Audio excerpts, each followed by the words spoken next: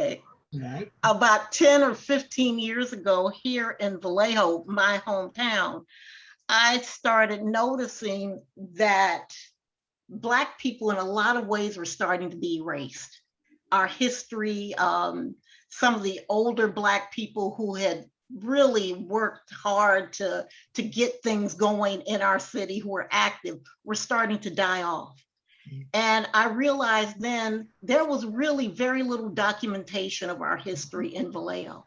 And that was part of the reason that sort of pushed me to start writing our history, because I started seeing that we were just basically being sort of pushed out. You know, the people had done so much were starting again to die off. And so many of the young people in our community didn't know that it was Black people who helped build Vallejo. So if we don't know our history, and if we don't share our history, it is very easy for us to be erased, and just we lose power. And that's what that's one of the reasons why I really pushed to write our history and to tell our history. So thank you.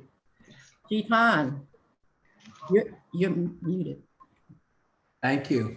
I couldn't agree more with both folks that just spoke. So I was in high school, I hated history. I didn't see any purpose of looking backwards. But as an adult, history fascinates me. And for the last 3, 4, 5 years, I've done a lot of research on our history, and I'll probably, I'm guessing, be doing that for the rest of my life, because I think, as was mentioned earlier, a lot of what ails us right now as a country starts with the fact that we don't know our history. yes. And I don't think it's the only step, but I do think it's the first step, that we must know our history. And you know, over the last 2 years especially, I've received a lot of communication, written, snail mail, emails, social media posts, when I talk about these things, telling me that I'm wrong, that we didn't have slavery in California, that we didn't have slavery in Yes. Sacramento, that we didn't have segregation, Jim Crow, all these things. And all of that's not true. But I almost can't blame them, because we weren't taught that we had these things. We were taught that California entered as a free state, and Yes. therefore it was insinuated that we had no slavery. But in fact, we had a lot of slavery here in Sacramento. And then lastly, I'll just say, you know, the racial issues, the issues of difference that we have in Sacramento and across this country, I think a lot of it is based in biases that are created from us not knowing the truth. Yes. And so, for example, I often hear, like, the neighborhood I grew up in Oak Park is the way it is with high crime and poverty because people are lazy and they don't want jobs. And all they need to do is go get work, or Del Paso Heights or Meadowview, all the same things. That's actually not how these neighborhoods became the way they are. Yes. And so it's just simply not true. And so to me, if we're going to take some steps forward, we have to know the truth, because most of our conversations that I have are based on things that are absolutely factually not true. Yes. And as Sharon said, they're not hidden. They're there. Yes. We just don't teach it. And Yes. so that's why I think it's important. Very good. Thank you, all three of you. Yes. So, Ms. Sylvia, you are an historian who also has done historical tours for the city of Sonora and Tuolumne, I didn't say that very good, Tuolumne County Historical Society. What was your role as a tour guide? I joined the Historical Society when I moved to Sonora with my late husband, just as a way of trying to get to know people and find out what the community was like. And they have some very good historians in my community who really love their history, but it's all gold rush history. And but because they're so thorough, they have wound up recording some Black history as well. It's been, you know, put aside and it's in weird files in odd places, but it's there.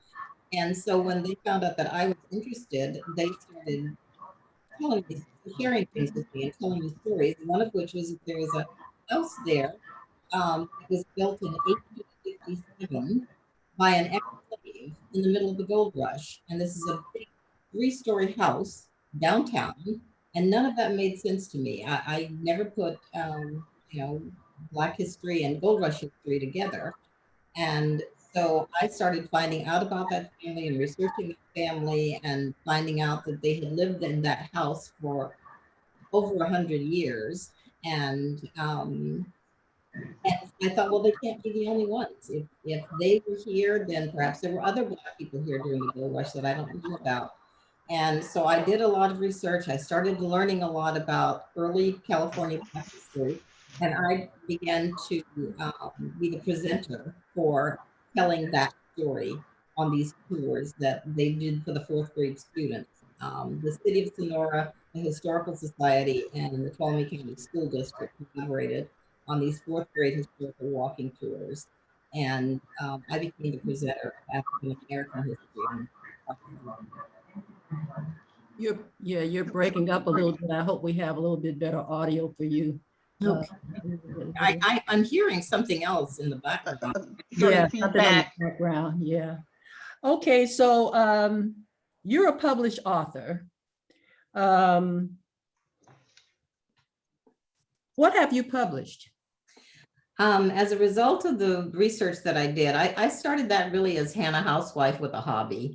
I wanted to know, what more I could find out about early California Black history.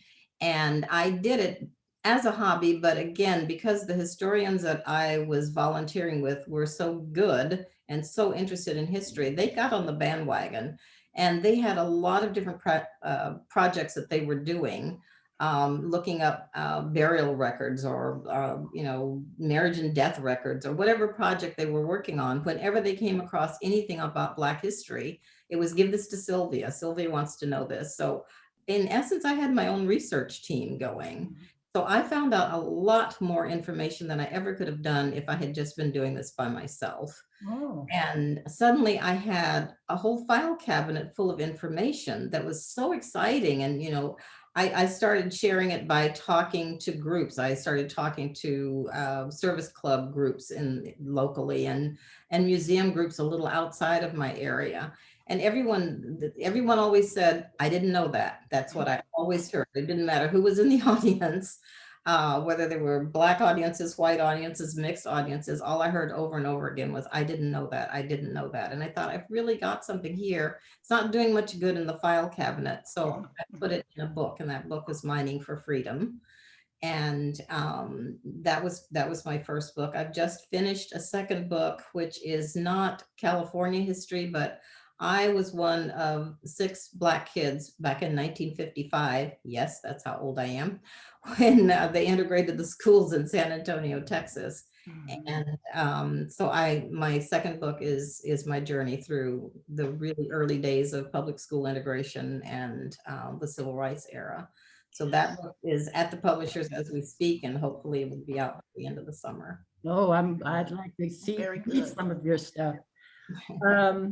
So now I'd like for you to please explain what you mean by California Black history is unique.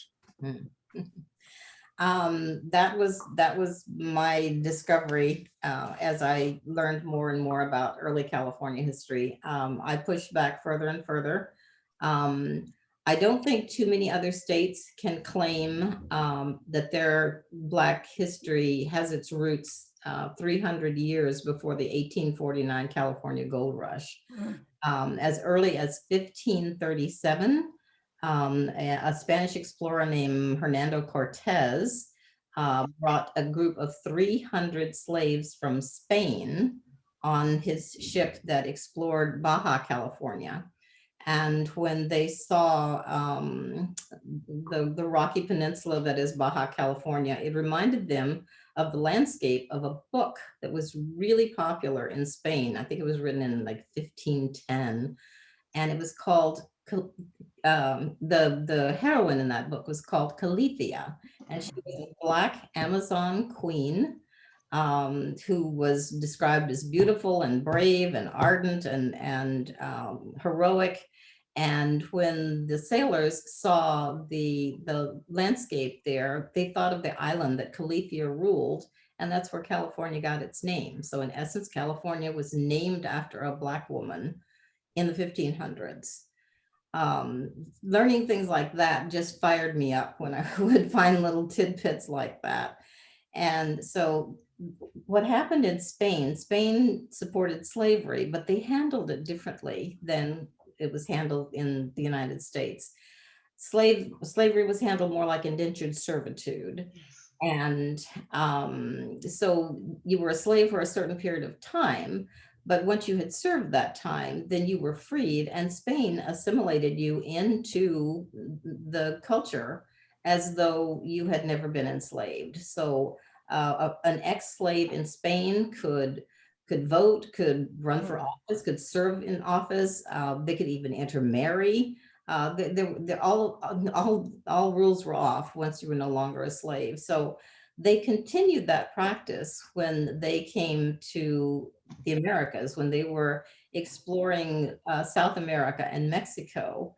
What happened was Spanish blood, African blood, and Indian blood, the natives who were already in Mexico and South America, those three cultures intermingled very freely.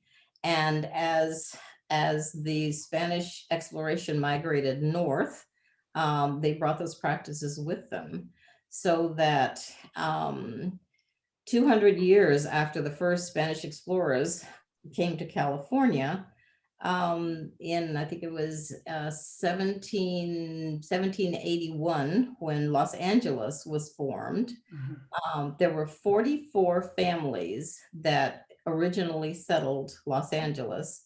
26 of those families, more than half, were of African heritage. And by the California, this is the Spanish census of 1790. It claims that 18% of the entire population of California had some African heritage. So our roots run really, really much deeper in California than they do in so many other places. And the first Blacks who came to California were Spanish speaking and were known as Californios.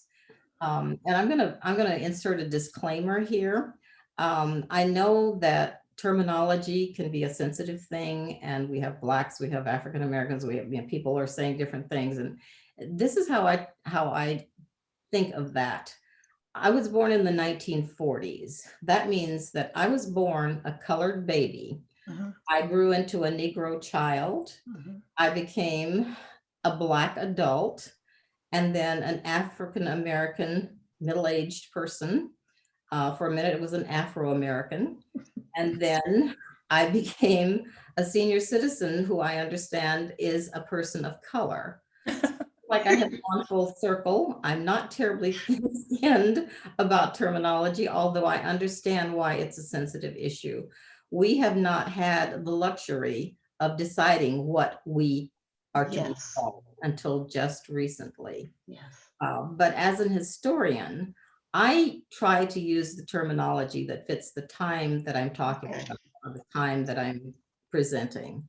So I tend to intermingle the terminology fairly freely. So please forgive me. I'm not trying to be offensive, but the people that I am talking about in the early days of California were Black people, because they were from everywhere. They were not, a lot of them were not from America.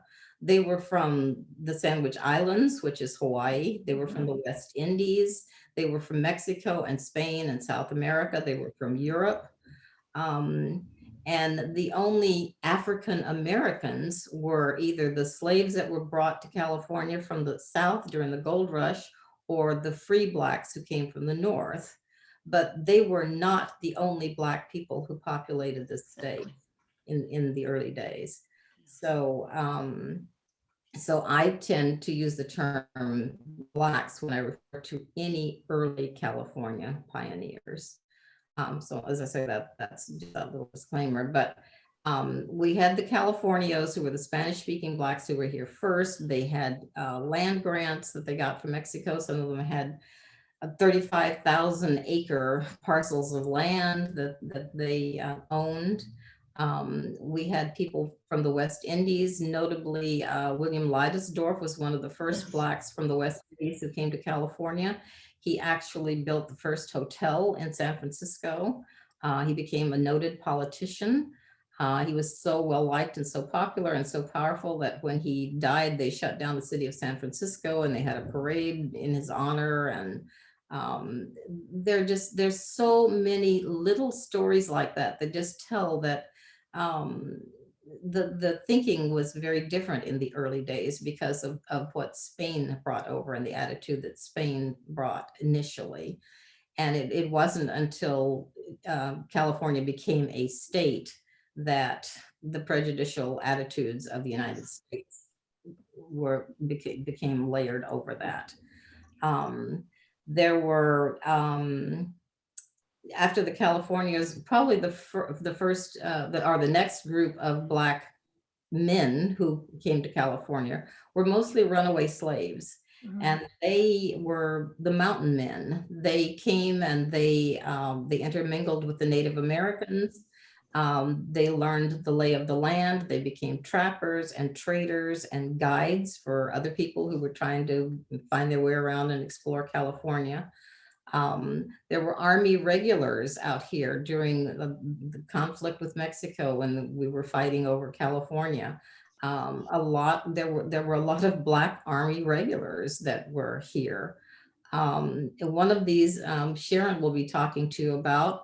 I just barely mention him in my book, and she kicks off her whole career with John Grider, who was one of these Army regulars, and he was all I say about him in my book, because when I wrote the book, that's all I knew about him, was that he is known for providing the paint for the original California Republic flag. But he was from Vallejo, the Vallejo area. And when Sharon started her research, she found him, and her book tells you all about this amazing man. And you can't turn over a rock when you really dig into California history without finding so many Black people that have been here, men and women, and from all over the place. And they left discernible footprints. They didn't just come and go, and they made contributions, and they again, Sharon will talk some more about this, but they became politically active. And I'll end by saying the racial climate, once California became a state, changed drastically, because first of all, the Southerners brought their slaves with them because they had intended to work them in the gold fields the same way they had worked them in the cotton fields. That didn't happen because the miners had a strict law that every man should mine his own claim, because they didn't want to give the Southerners the advantage of having a labor force in the mining fields. But the legislature was fairly hastily convened after the state became, after California became a state. And it was very heavily populated with Southerners who were not about to give up either their slaves or their beliefs. Exactly. And even though California was admitted as a free state, for the most part, that was ignored. Yes. There were so many strict segregationist laws passed. There was a huge influx of free Blacks from the North who came out here during the gold rush because they wanted to be physically separated from the East Coast. Even though they were in the North and free, they still were subject to the fugitive slave laws and the prejudice that existed in the North that people don't talk about that much. So they came to California, and they brought with them, these people were well educated. A lot of them had their own businesses. They set up things like opera houses and all kinds of cultural centers. And they brought with them newspapers and businesses. And so you had this unique blend of an extremely diverse group of Black people that you just didn't see anywhere else in the United States prior to the Civil War. Okay. Sylvia, you got 2 more minutes. Okay. So that, to me, that sets California apart and makes its history very, very unique. There is no other state in the Union that can claim that history goes as far, that Black history goes as far back as California's does, that there were so many diverse kinds of Black people from so many different parts of the globe, all at the same place at the same time. So I could go on and talk until next Thursday. Like 2 minutes. Well, I certainly couldn't listen to you for a long time because I certainly have learned an awful lot in just these few minutes that you've been talking about. I thought I knew some stuff, but you, girl, you just schooled me. So thank you very much for sharing that information with us. Can I just ask her a question? We're going to keep our questions to the end. Oh, okay. I'll wait. I'll put it in the chat. Yeah, put it in the chat. I did. Okay, thank you. Okay. Okay, Ms. Sharon. Yes. Okay, in addition to being a historian, you have a background in journalism. Yes. What inspired you to pursue a career in journalism? I really wanted to be a journalist from the time I guess I was in high school, but I knew I wanted to be a writer. But this was back in the 1960s, and I really didn't understand then that you could make a living being a journalist. But I talked to my English teacher at one point, and I started talking to her about writing as a career. And I don't even know if I even used the word career, but she said that, you know, you could write for a newspaper, and it really hadn't dawned on me that I could, but I put that in the back of my mind. Now, what really made me want to pursue it, I had a cousin who lived back in Pennsylvania who became a journalist, and anything she did, I wanted to do. So I followed basically in her footsteps. So from the time I was about 18 years old, I wanted to be a journalist. Oh, very good. Okay. You're also a published author. And so why don't you tell us what you published? I will. My first book is called John Grider's Century, African Americans in Solano, Napa, and Sonoma Counties from 1845 to 1925. And it tells the story of not only John Grider, and I'm going to show you a picture. Is it okay if I use visuals? If any of you can see this person, this man is John Grider. We can't see him too good on that. You can't, okay, but it's really almost a faded picture but if I could just even start a tiny bit backwards too with showing you another photo, and I don't know if you can see this. This is Delilah Beasley. Both Sylvia and I both sing her praises. This is the woman who wrote the original book of California Black pioneers. She wrote the book in 1919. So she came to California in about 1908 and started telling the history of African Americans, and then published her book in 1919. So everything that I've done, I've tried to follow in her footsteps. Really, Sylvia and I have both talked about following her breadcrumbs, and that's basically what I've done, is to follow her breadcrumbs. But as a journalist, I realized that I could also tell stories as a journalist. So again, I always wanted to be a journalist. So I basically, throughout my whole career, until I retired, I was a writer and a journalist. All right. Is there a particular California Black pioneer or event that speaks to you the most?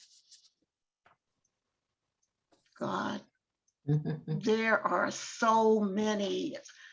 If there's anything at all, the bravery of all of those early African-American pioneers, I think if anything speaks to me at all, is their courage to come clear across this land, to come to a place they knew absolutely nothing about, and to actually build lives. So I have nothing but praise for each and every one of them. So I don't really choose either, anyone in particular, although John Grider, of course, is the person who really sort of pushed me and started me to write about early African American pioneers. So did you want to talk about him a little bit? I would, okay. John Grider was here in 1845. Now, I don't know exactly what expedition he came here, but it's thought that he may have come here with John Charles Fremont, who is the person who the American government sent out here to map this land. So I believe that, John Grider may have come in as part of that expedition. But let me, as Sylvia has mentioned, talked about slavery, and as Chief Hahn also mentioned, when John Grider came here as a young man, I think he was about 20 years old in 1845, he came here enslaved, and he came here enslaved like so many other African Americans at that time. When Chief Hahn mentioned something, I really wanted to smile, because he said that a lot of people talk about there was no slavery in California. And if there was no slavery in California, why did California pass the California Fugitive Slave Act in 1852? And they actually passed it in my hometown of Vallejo, when Vallejo was the state capital. Because I realized that, there are so many African Americans here who came here early on who were enslaved. So many of the ones, especially in the 1840s, 1850s. And then there were some people who stayed enslaved up until almost emancipation here. In my research, early research of this area, and again, the areas that I concentrate on, again, are Solano, Napa, and Sonoma Counties. I found a freedom paper in our archives of a man who was set free in 1855 in Benicia. So that really, I realized that slavery was probably more normal here in California at that time than we even care to even think about. It has just not been thoroughly researched. So, but John Grider was one of those early enslaved men. He moved to Vallejo after he purchased his freedom in about 1850. He went to the gold fields of Murphy's Diggings up in Calaveras County.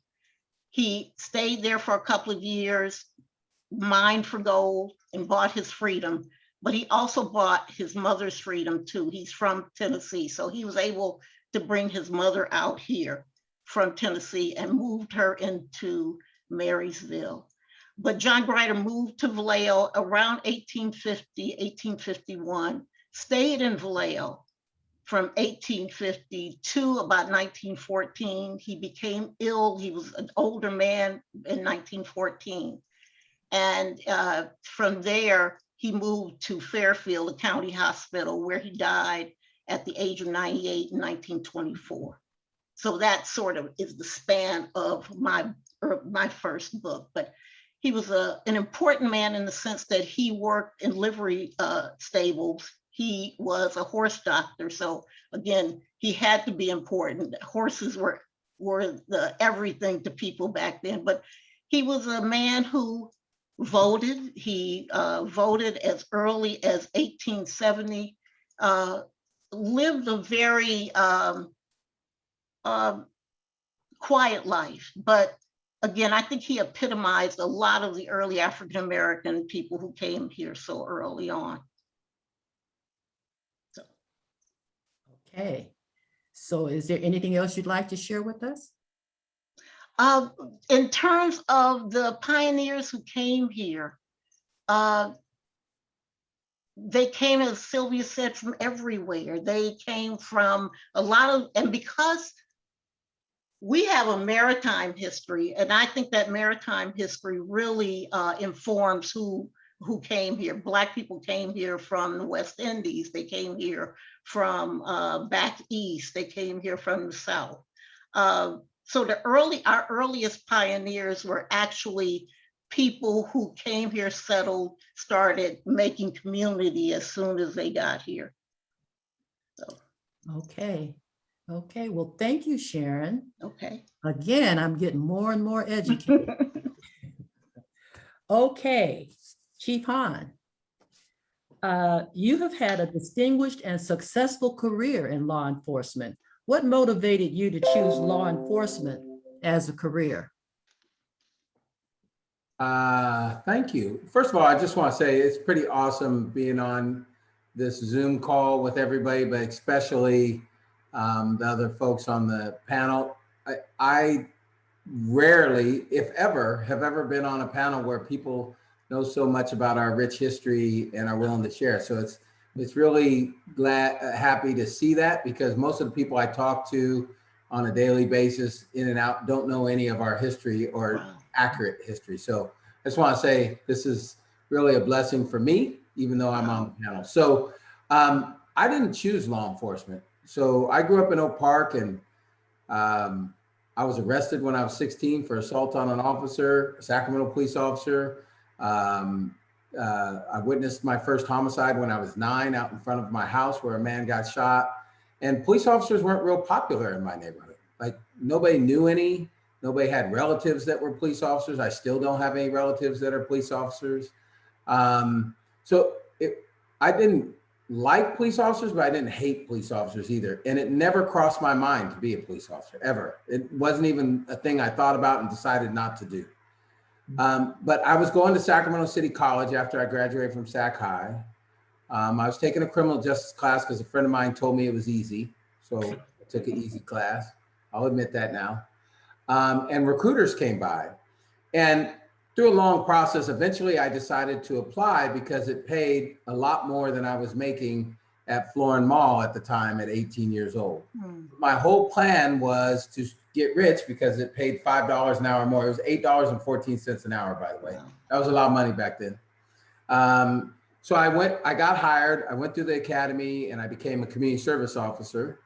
But then when I turned 21, they came to me again and wanted to promote me to police officer, which was another raise, $14 an hour. And my plan was still to quit the police department when I graduated college, when I graduated from Sac State.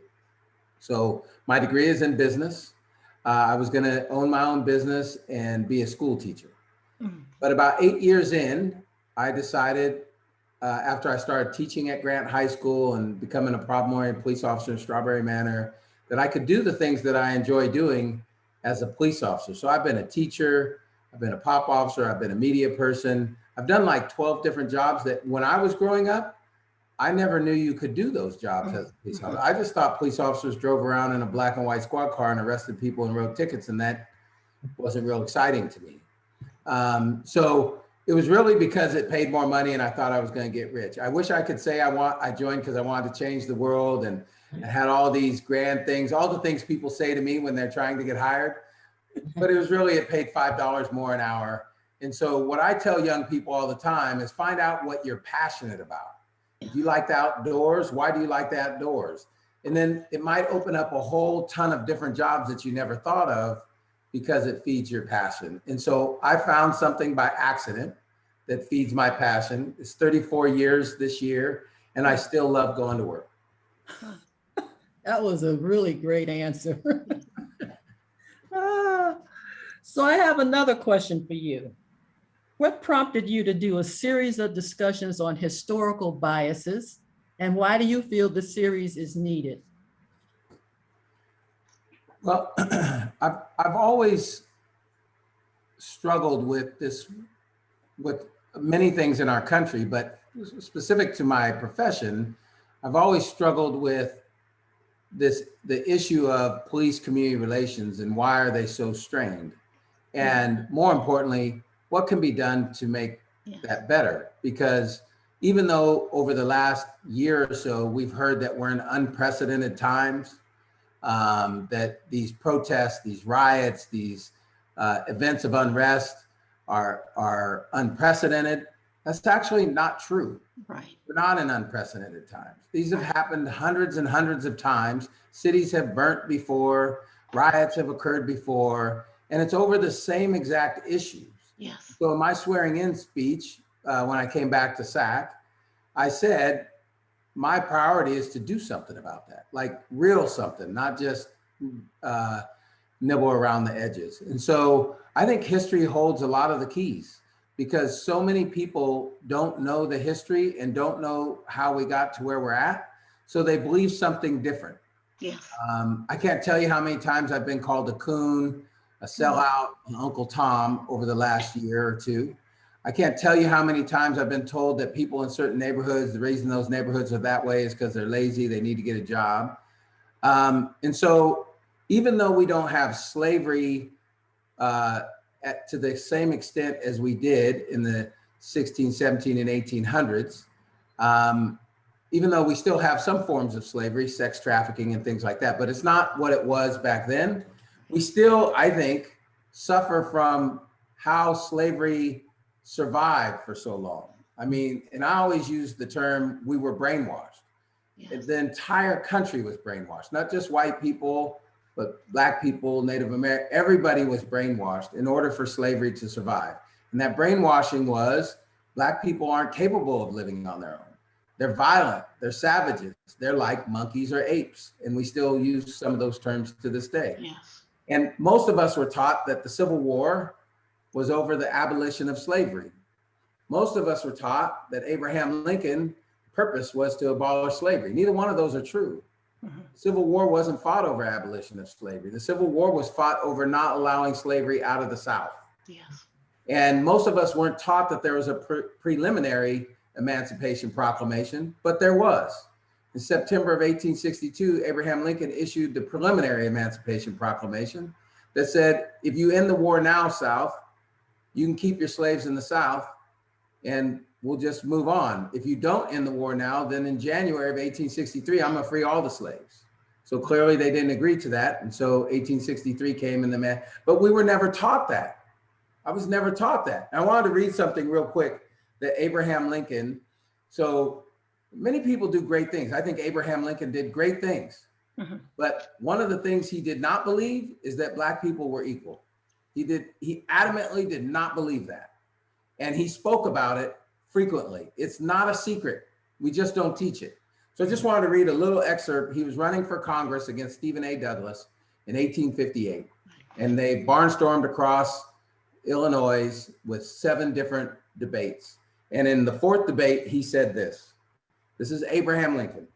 I will say then that I am not now, nor ever been, in favor of bringing about in any way the social or political equality of white and Black races. Yes. That I am not now, nor ever have been, in favor of making voters or jurors out of Negroes, nor of qualifying them to hold office, nor intermarry with white people. And I will say in addition to this, that there is a physical difference between white and Black races, which I will forever forbid the 2 races living together on terms of social and political equality. And inasmuch as they cannot so live, while they do remain together, there must be a position of superior and inferior. And as much as any other man, I am in favor of having superior position assigned to the white race. Abraham Lincoln, 1858.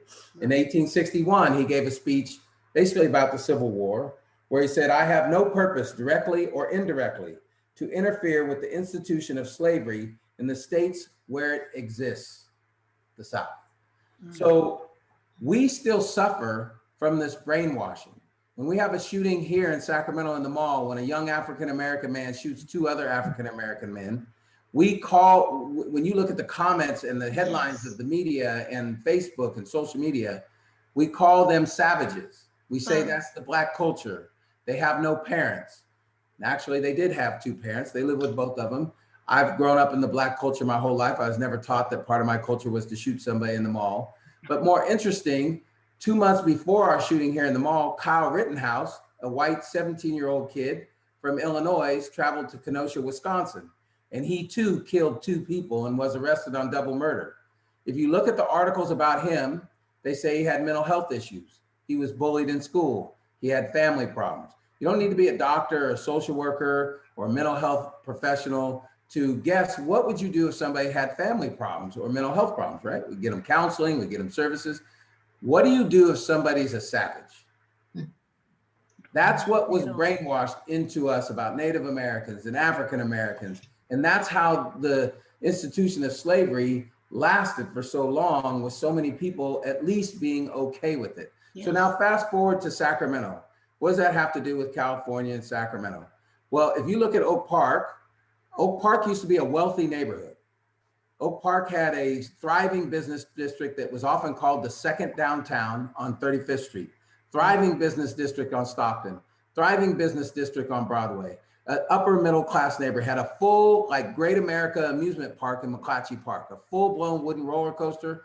4 of the 7 rail cars in Sacramento ended in McClatchy Park, had a zoo and all sorts of things. So ask yourself, how did that change? Well, it changed because the redlined area downtown called the West End, where 60% of the minority population in Sacramento lived in the 30s, 40s, and 50s, was torn down in the name of urban renewal. By the way, Sacramento won the #1 award in the United States of America for urban renewal, and the rest of the cities across this country actually copied Sacramento. So we tore that down, built what we see there now, commercial buildings, state buildings. The Japanese family that lived in Japantown that was there moved towards X Street. The African-American families moved to Oak Park, including, Oak Park was not a redlined area. Oak Park was a yellow area. And some African-American families had to have a white family buy their home, get the loan, and then they would pay the white family. So just imagine you live in a home that you paid for, but it's in the name of somebody solely because they're the other race. So in theory, I guess any day they could come to your house and go, get out. Mhm.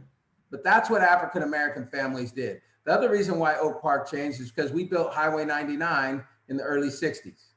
And Highway 99's purpose was to take people from the outskirts of town to the redeveloped West End, so they'd spend their money and we would gain sales tax so we could pay off the loans that we used to build that area. That destroyed the business district of 35th Street, that destroyed Stockton Boulevard, and that destroyed Broadway. Same thing with Del Paso Heights.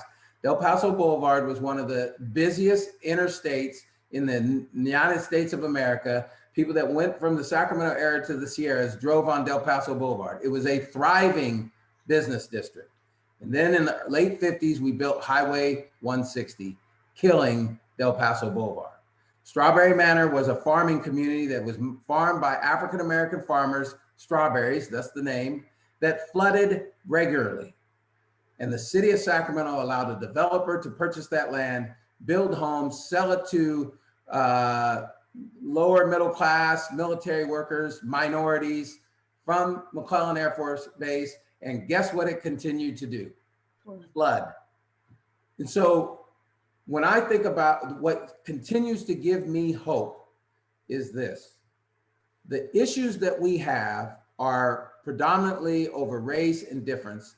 And if you talk about violence, if you talk about police community relations, if you talk about poor schools and poor education, poverty, no economics, they're concentrated in select few areas. And the reason those areas exist is human made. We made those areas like that. What gives me hope is if we made them like that, we can change them. Yes. And so I'll end on 2 things. First thing is, in the city of Sacramento and probably every city across this country, economic development in a middle to upper middle class neighborhood looks like 30, 40, $50 million facilities that when they're built, they lift all boats. So for example, in Sacramento, we just built an aquatic center in North Natomas, a middle to upper middle class neighborhood, where swim teams will go to compete. My daughters both play sports. I've been to Dallas, Denver, Las Vegas, Reno 2 times in the last 2 months. And every time we go to a tournament, we have to get a hotel near the tournament. We have to eat every meal. So therefore we're feeding hotels, we're feeding restaurants, we're creating jobs, we're lifting economics in that area. So why don't we build that aquatic center in Meadowview? Why don't we build that aquatic? That's what we took from those neighborhoods when we built freeways and redlined and all that. So economic development in neighborhoods like Meadowview, Del Paso Heights, looks like $50,000 to a nonprofit. That's what we consider economic development there. even though that saves lives, it doesn't change neighborhoods. Yes. Economics changes neighborhoods. The reason those neighborhoods are poor is because we created those neighborhoods. And lastly, I want to just give a resource, because I'm sure me and the other two speakers, and I'm sure Dr. Lisa Bratton, I've already got a lecture about Lisa from Brenda about how we need to hook up. I'm sure we could all talk for hours. But one of the resources, and I imagine there's similar resources in every town, but it's free and it's something I've used a lot in my research. So anybody in Sacramento or outside of Sacramento that's interested in history of Sacramento, there's a tremendous resource here. If you go online to the Sacramento Public Library, you can get a library card for free. Once you get that library card and your library number, you can then go back to the library site and search their archives. The Sacramento Bee and the Sacramento Union, that no longer exists, are both archived on the Sacramento Public Library website. And you can go back and read articles from the 1850s on that website. You can read about how the Klan had a chapter here in Sacramento. Oh, yes. How the Sacramento Police Chief, Hugh Sydenham, was the Grand Cyclops of the chapter of the Klan here in Sacramento. Yes. You can read all sorts of things. So it's a tremendous resource that if you have hours a day to just waste away on your computer screen and read interesting stuff, I would really encourage, that's a resource that is invaluable. That, I mean, sometimes they're hard to read because they're the actual newspaper. So it's not a rewriting of the newspaper, it's a screenshot of the actual newspaper. But I never knew that resource existed until about 2 years ago. So I'd be happy to talk more. I'm sure we could all talk forever, but I don't want to take up the whole night. Chief Hahn, can I mention something too? I'm not sure if you know that there is something called a California Digital Newspaper Collection. And it is newspapers from all over California that date back to the early 1850s. I think there may be some 1830s. There are two African-American newspapers that date back to the 1860s, the Pacific Appeal and the Elevator. They talk about, in those newspapers, they write about Sacramento and some of the early African Americans who were pioneers in the Sacramento area. So that's another resource for anyone that can go online. And again, you can actually Google California Digital Newspaper Collection and it will come up, and it's free and you can search it. I'm the type, I search it almost every day. So I waste a lot of time searching that collection. So that's another resource for people searching early African-American history as well. And see, let that be another reason why I'm so grateful to be. I had never heard of that before, but I guarantee by tomorrow I'll be on there. Library, another Library of Congress. Go online, free historical newspapers on there as well. Well, I just want to say thank you to all three of you, Sharon, Sylvia, Dan. This has been a very informative evening. I hope that everyone has enjoyed the discussion we've had this evening. And Valerie, I bet you we have a lot of questions that they're going to want to have answers to. We have some, and I would encourage those of you who haven't already posted your question in the chat, please do so. And also, if you haven't put your name and your city in the chat, please do. And if you would like to be on our distribution list for the speaker series, add your email address and I'll collect all of those. Also, if you came in a little bit late, we mentioned that in the very beginning of the chat box are listed all of our presenters or some of their publications. So feel free to copy and paste that into another document so that you can have access to that if you want to do some more reading. Okay, so some of the questions. This one is directed to Sylvia. Sylvia, where you were talking about the different names that Black people have had over the years, over the course of your lifetime. Have you ever been referred to as Negroid? Yes, of course. Yes. Is that a derogatory kind of a term, or how is that used? People have used it usually when they're trying to have a discussion, a sort of a scholarly discussion, and they don't know what they're struggling with. What do you want to be called? Um, and Negroid, when I've had it used, it's been an attempt by someone to describe Negro features, Yeah. or usually I think it's usually referred to as features. I kind of like to know why that person asked that particular term, because that one's a bit unusual and not Yes. often used. I'd like to know the basis for that question. Paul, would you like to elaborate a little bit? Go ahead and unmute yourself. I'm Paul Brady. I joined late. I got a commission through ROTC in 1961, and we were instructed from Southern University. We were instructed to refer to nationality as Negroid. It was, I guess it was more prestigious to be called Negroid than Negro or Black or whatever at that particular point in time. It's, I guess the term now is basically considered archaic. And I think that you would definitely start a debate if that term were used today. It's just one of those terms that it's not often referred to anymore. Right. And again, I'm kind of, I never know quite what to say about these terms, because they have changed so much and so frequently, and they've been used so many different ways.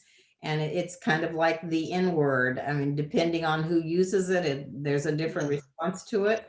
I am of the opinion that it needs to disappear, period. But I don't ever see a positive reason for using that word, because the people who use it and are comfortable with it and say it's okay under certain circumstances, I think, are not taking into consideration the fact that other people who hear them use it are not interpreting it that way. Exactly. And so you're giving the wrong people permission to use that term. Exactly. When you use it at all. That's my opinion about that. Okay, thank you. Mm-hmm. There, in the description of this event, there was some discussion on buffalo soldiers in California. And so Sharon, would you be able to talk to us a little bit about how were buffalo soldiers a part of California history? Yes. Vallejo has a rich buffalo soldier history, but buffalo soldiers were in the late 1800s. They were stationed over at the Presidio in San Francisco. They were in charge of them was Captain, what I'm forgetting, Charles, somebody help me with this, Captain Charles Young. And he was the third highest ranked African-American in the Army back in the late 1800s, early 1900s.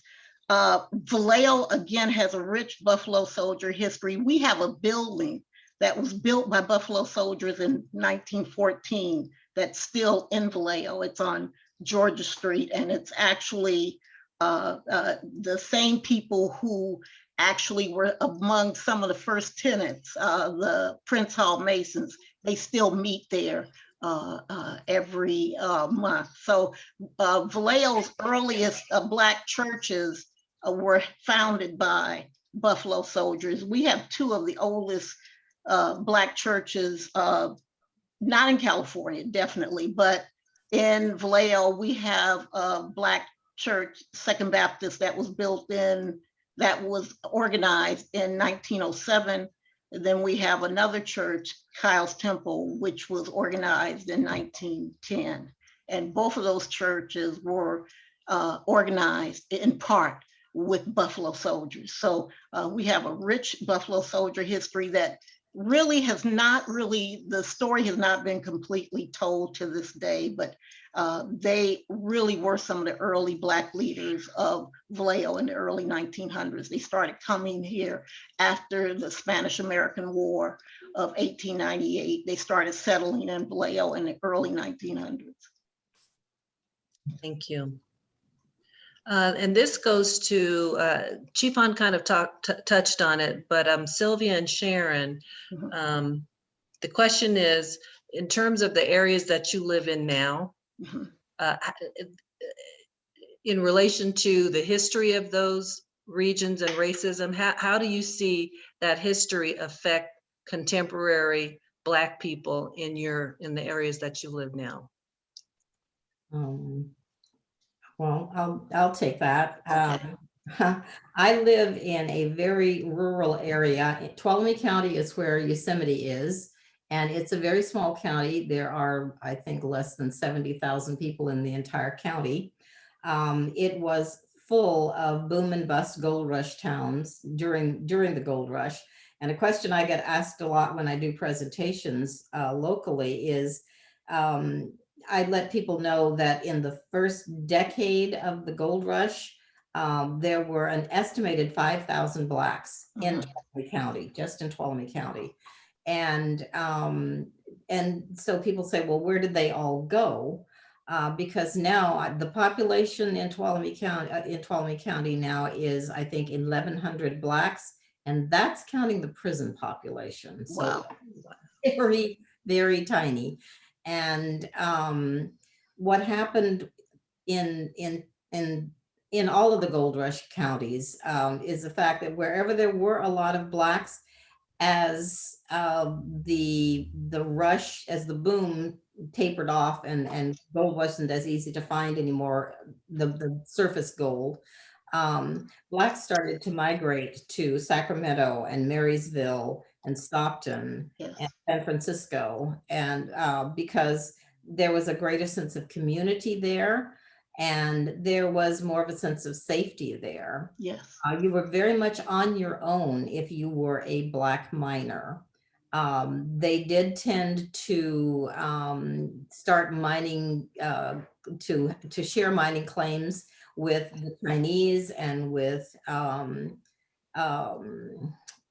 groups of Black men would mine together because it was pretty much necessary. There was such a twisted sense of manifest destiny during the gold rush, where white men decided that they were the ones who should be here in California mining for this gold, and Blacks were not the only ones who were discriminated against and treated badly. They passed a foreign miners tax, which meant that if you were not a white or European, you got charged an exorbitant tax just for the privilege of mining, which meant that you couldn't really afford to mine if you were a minority, because you were going to be charged so much money and tax that it wasn't worth the effort.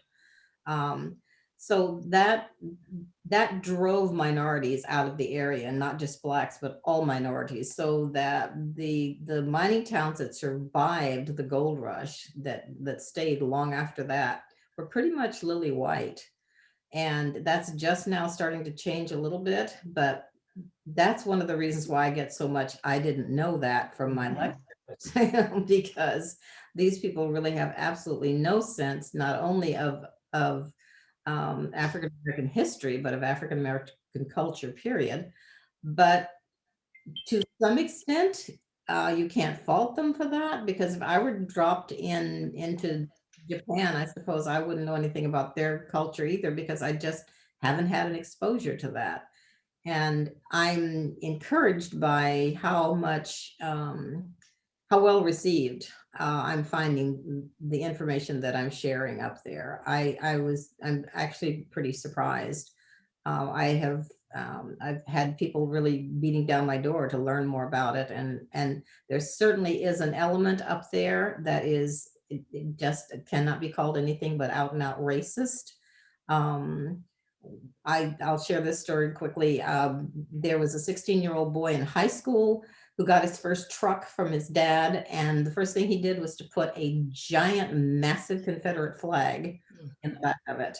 He parked the truck off of school property, so the principal couldn't tell him that he couldn't fly the flag, but he encouraged him not to because he didn't want the controversy that was going to come to the campus as a result of it. The kid told his dad said, "You got your right to fly that flag," and he went off on all that tangent. And it became a big thing, and we started having protests at the school, and it got to be a big thing, and somebody put it on Facebook, and it blew up.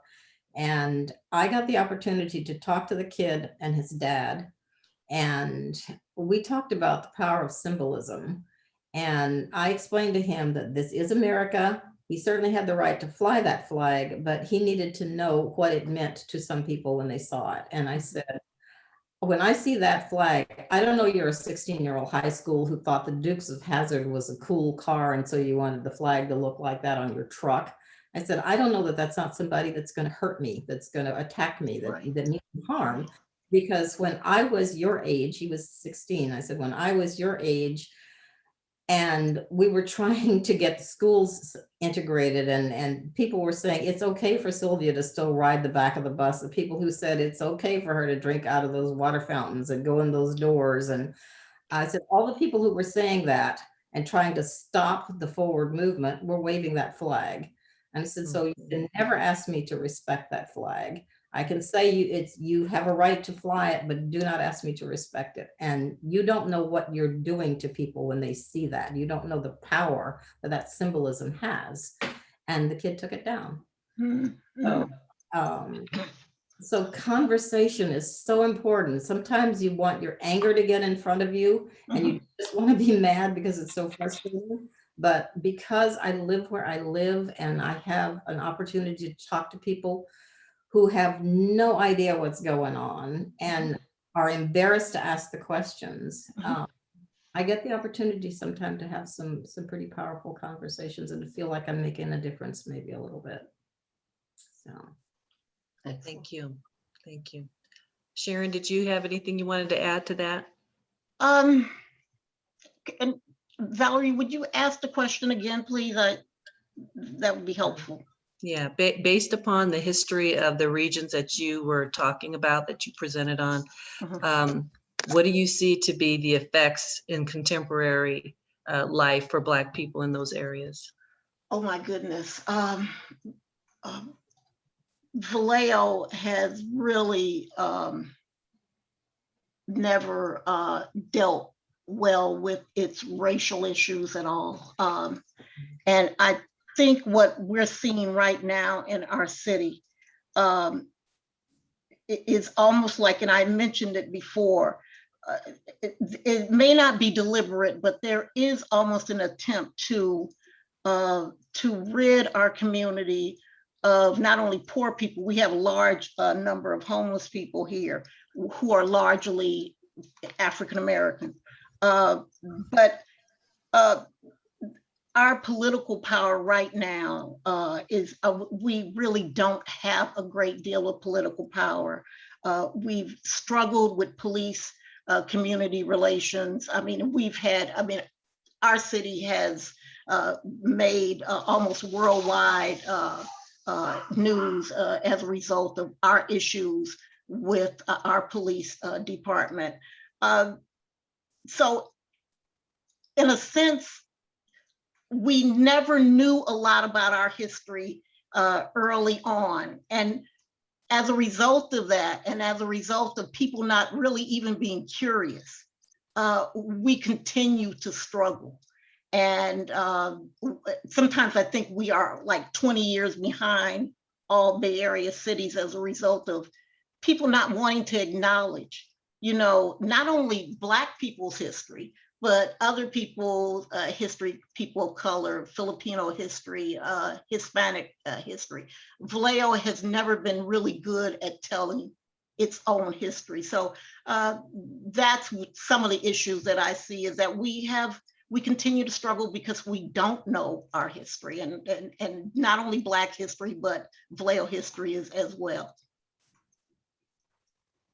Thank you. Thank you. Chief Hahn, is there anything you want to add to that in regards to Sacramento?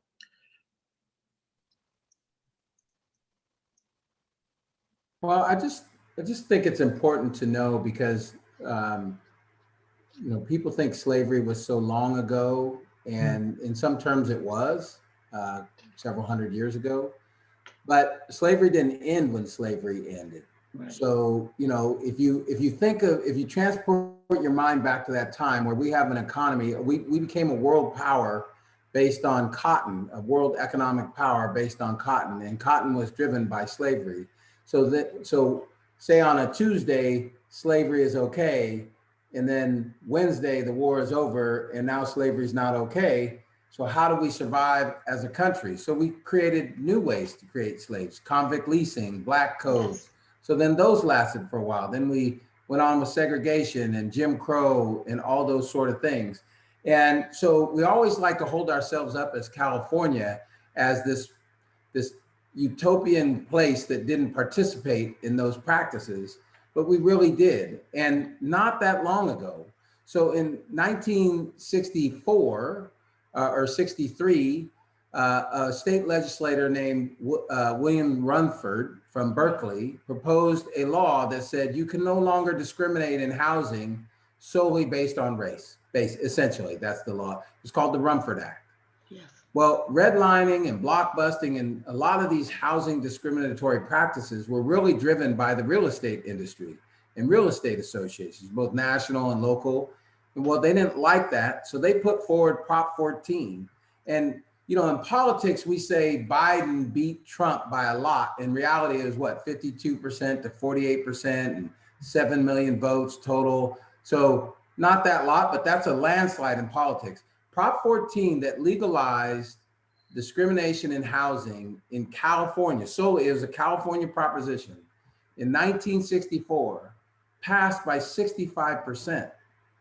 My mom was not allowed to marry my dad if they were alive. They were alive, but they didn't know each other then. But you were not allowed to marry outside of the Black race until 1948, when a Hispanic woman in Southern California tried to marry a Black man and where they were turned down because by law, that was not allowed until it was overturned by the state Supreme Court. Long before a Loving case in the US Supreme Court was California. Women weren't allowed to vote until 1911 in California. So these things did occur here.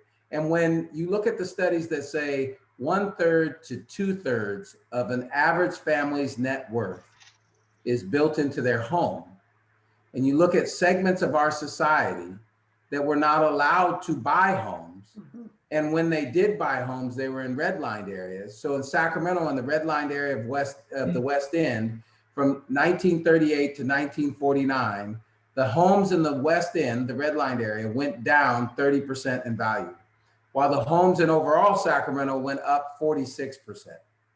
So we have famous people like Nathaniel Cawley, the first African-American attorney in Sacramento, who he's the one that fought Prop 14 in the California Supreme Court and had it overturned. And so we have a rich history, and our neighborhoods are the way they are for a reason, and they're decisions that were made. And so people need to know that. Otherwise, they continue to think, well, that's just lazy folks living there. Yes. And I continue to get asked all through college, how did you make it out of Oak Park?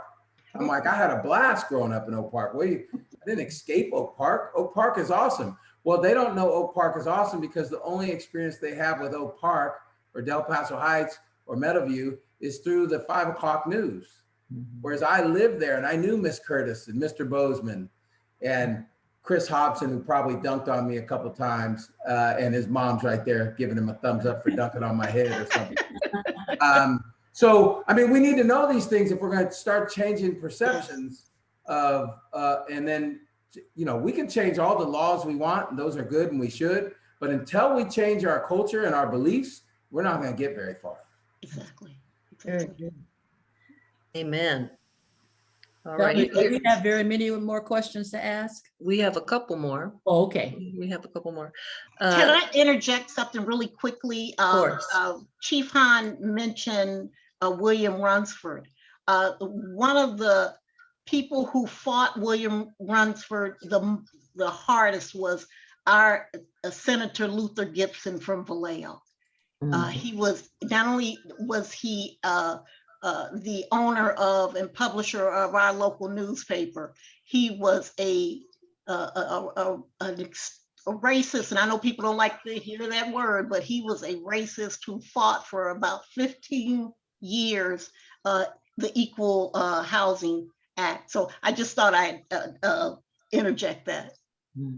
Ms. Hobson, I have to interject something else then too, since we're doing the, I meant to say this earlier when it was brought up, but I can't remember who brought up the Foreign Miners Act, but that act was supported by the governor of California. Oh yeah. Governor Burnett. We still have a school, and he was a devout racist, tried to exterminate all Native Americans in Napa and Sonoma and many other places, tried to institute slavery when California became a state, tried to institute the exclusionary law to keep Black people out of California when we became a state. We still have a school in a heavily diverse neighborhood here in Sacramento near Fruit Ridge and Stockton to this day named after that man.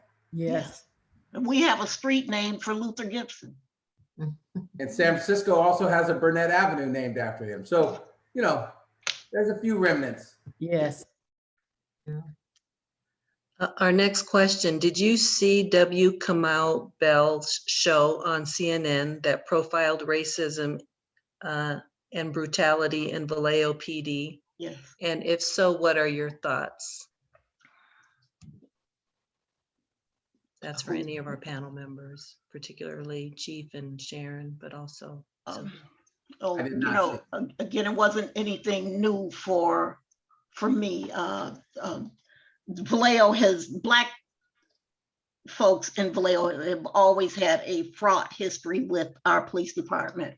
Even when I was a young person, we had a community here, a project called Floyd Terrace, and Black and white officers were known for going through Floyd Terrace and harassing and harass Black people who live there. I mean, there's always been particular white officers who were very infamous for doing cruel things, but over the last 10, 15 years, things have just gotten just bizarrely bad in terms of how our police department has interacted with the Black community, and why I'm not completely sure. Of course, it had to do with leadership, but there was also this real strong sense, I mean, it's almost toxic, you know, of how our police department, they really consider themselves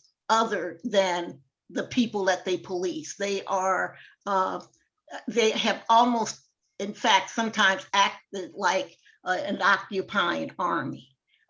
Hopefully we are starting to see some change under Chief Williams, and again, because of the outcry against, in terms of our city, has been so immense. But I'm hoping that we're starting to see some change.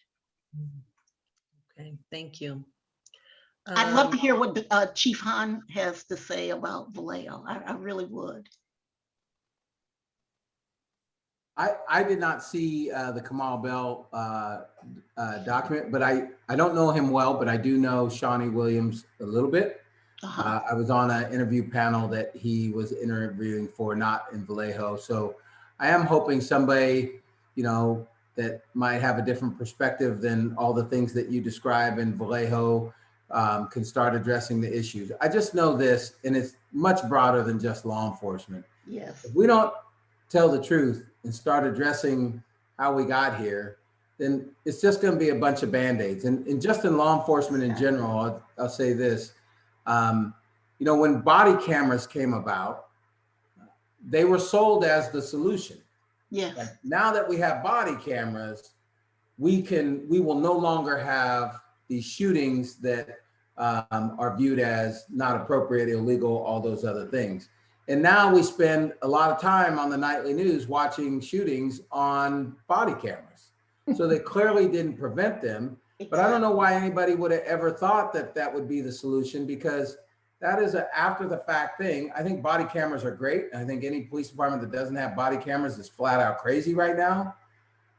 But I want to prevent it from happening, not hold somebody accountable for after it happens. Exactly. So body cameras, although they're good and they serve a great purpose in things like body cameras and laws and all that, if we don't address why there's disparate treatment for certain groups, and I can tell you it's largely based on how we've been brainwashed over the years, and now it's even subconscious half the time, then we're not going to get very far. And so hopefully people like Shawnee Williams will be able to start getting to the root of the issue as opposed to just nibbling around the edges. Exactly, exactly. So Valerie, we have time for one more question. Okay. This question asks, why is it that Black people do not greet each other, Blacks in communities like Rockland? I think they're asking, why do Blacks not greet Blacks in communities where there are not a lot of Black people? And if I got that incorrect, please correct me, the person who wrote that question.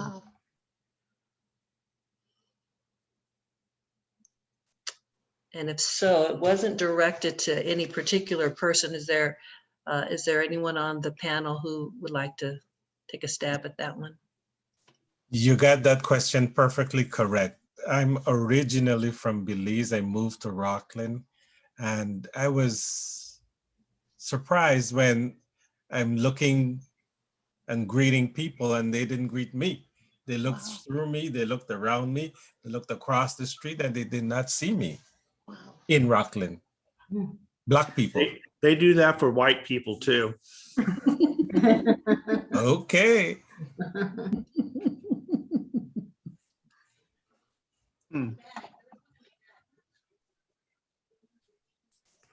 Well, I'll just comment on that. I don't know about Rockland, but I worked in Roseville for about 6 years. I often say I got a little lost on the freeway and went to Roseville. I was and I tell this story because I think people that are not African-American or some other minority group might not understand this. But when the city manager called to recruit me to Roseville, one, I could never see leaving Sacramento, but there were some things going on here in Sacramento that ultimately made me consider it.